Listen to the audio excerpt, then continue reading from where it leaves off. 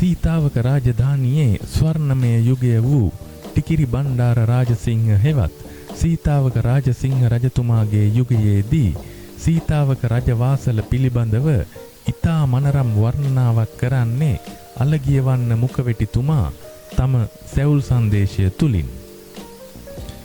අලගියවන්න මුඛවෙටි යනු සීතාවක යුගයේදී එනුවර වාසය කළ ගෞරවාන්විත පඬිවරයෙක්. සීතාවක පුරය සොඳුරු ලඳක් නම් ඇගේ උස් වූ දෙතන්නට අලගියවන්න මුඛවෙටිතුමා උපමා කරන්නේ සීතාවක ගඟ දෙපස උස් බිම් දෙකක පිහිටා ඇති බැරැන්ඩි කෝවිල සහ රජවාසලයි. මේ දෙක මැදින් ගලා බස්නා සීතාවක ගඟ ඇගේ ලැම මැදින් නාභියතෙක් විහිදෙන අක්බඹරුන් ලෙසටයි ඔහු දකින්නේ. වාසල් දොර සතරකින් යුතු සහ ඒ දොරටුවල ඇති පියගැට පෙළ නැගීමෙන් වාසල උයනට පිවිසෙන විට සුදෝ සුදුවන් වර්ණයෙන් බබලන මැදුරෙහි සිය ගණන් ඉන්ද්‍ර නීල මාණික්‍යයන් ඇල්ලූ කොත් වහලය මත බබලන බවත් වාසල වටා සිටුවා ඇති රන්වන් දජයන් ලෙලදෙන විට වහින්නට පෙර අහසේ විදුලි කොටනවායයි රැවටෙන මනරුන් පිල් විදහා රඟන බවත් මුඛවෙටිතුමා වර්ණනා කරනවා.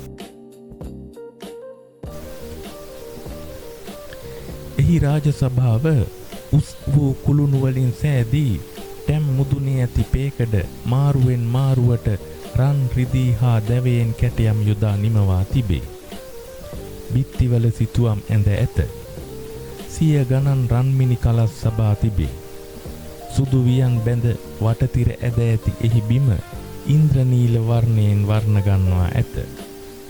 ඒ මඩුවේහි දල පුඩු සේසත් සෙවණෙහි රාජසිංහ රජු සිංහාසනාරූඪ වූ පසු ප්‍රාදේශීය රජවරු විත් වැඳ පසෙක සිටිති.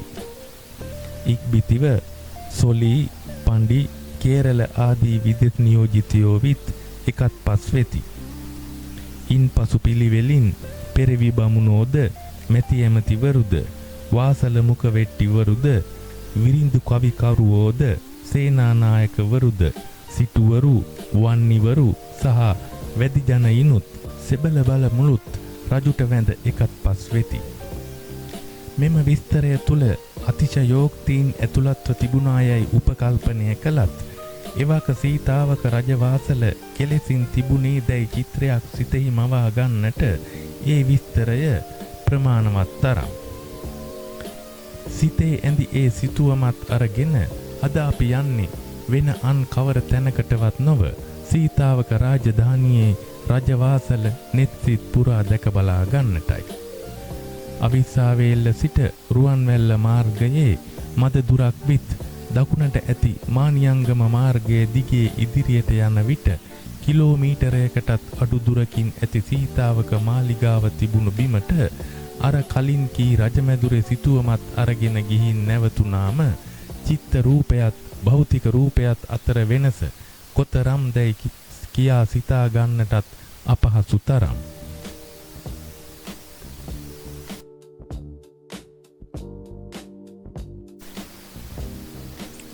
ක්‍රිස්තු වර්ෂ 1521ත් 1581ත් කාලය තුල රාජ්‍යය කළ මායාදුන්නේ රජු විසින් සීතාවක රාජධානිය ගොඩනගනවා. තම පියාගේ ඇවෑමෙන් පසු සිහසුන මත රාජාභිෂේකයට පත්වන ටිකිරි බණ්ඩාර රාජසිංහ රජු සීතාවකට ස්වර්ණමය යුගයක් ගෙන එන්නේ ඉතිහාස පොත් අතර වාර්තා පිට වාර්තා තබමින්.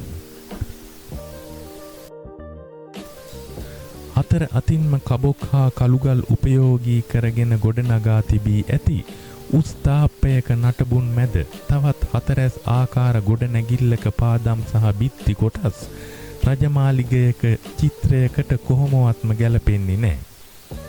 ඇත්තටම මේ බිම සීතාවක රජමාලිගාව තිබූ භූමියම වුවත් රාජසිංහ රජුගේ අභාවයෙන් පසු මේ ප්‍රදේශය අල්ලාගත් පෘතුගීසීන් ඒ සියල්ලක්ම කඩා බිඳ දමා ඔවුන්ගේ බලකොටුවක් මෙහි ඉදිකර ඇත්තේ කොළඹ සිට නුවරට යන මාර්ගය මේ අසලින් වැටි ඇති නිසාවෙන්. මෙතන බලකොටුවක් තිබීම කන්ද උඩරටින් කොළඹට එන තර්ජන අතර මගදීම නවත්වා ගන්නට පෘතුගීසීන්ට උපාය මාර්ගික මධ්‍යස්ථානයක් වුණා. ලන්දේසීන් විසින් මෙම බලකොටුව විශාල කොට සෙබළුන් 100 දෙනෙකුට පමණ රැඳී සිටින්නට හැකි බලකොටුවක් බවට පත් කළද 1684 දී පමණ හංවැල්ලේ බලකොටුව ඉදිකිරීමත් සමගම අවිස්සාවේල්ල බලකොටුව අතහැර දමනවා. ඉන්පසු කාලයේදී ඉංග්‍රීසි ජාතිකයින් විසින් මේ පරංගි බලකොටුවේ තිබූ බොහෝ දෑ කඩා බිඳ දමා ඒවා අවිස්සාවේල්ල තානායම ඉදිකිරීම සඳහා යොදාගෙන තිබුණා.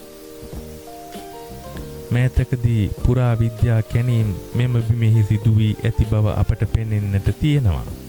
ඒ කැණීම් පැරණි උළු කැබලි කාසි වර්ග සහ තවත් බොහෝ දෑ සොයාගන්නට සමත් වී තිබුණා.